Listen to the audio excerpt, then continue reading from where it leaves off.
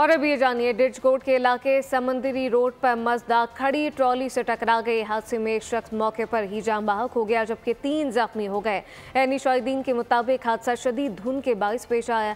यह अफसोसनाक वाकया पेश आया है। शदीद धुंध के बायस ये वाकया पेश आया। आपको बताएं कि डिचकोट का इलाका है, समंदरी रोड पर मजदा खड़ी ट्रॉली से टकरा गई। हादसे में एक शख्स मौके पर ही जान बहक हो गया, जबकि हादसे के नतीजे में 3 अफराद जख्मी हुए। ऐनी शाहिदीन के मुताबिक हादसा शदीद धुंध के बायस पेश आया है। ये अफसोसनाक वाकया पेश आया। तफसीलात क्या हैं, राना बिलाल से जानते हैं। राना बिलाल, बताइएगा।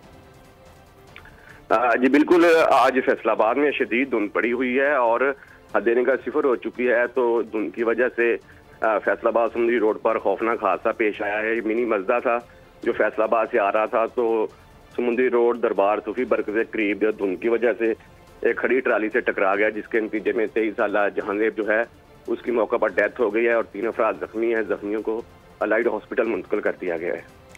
जख्मियों को अलाइड हॉस्पिटल मुंतकिल कर दिया गया है। राना बिलाल अपडेट कर रहे थे, आपका शुक्रिया।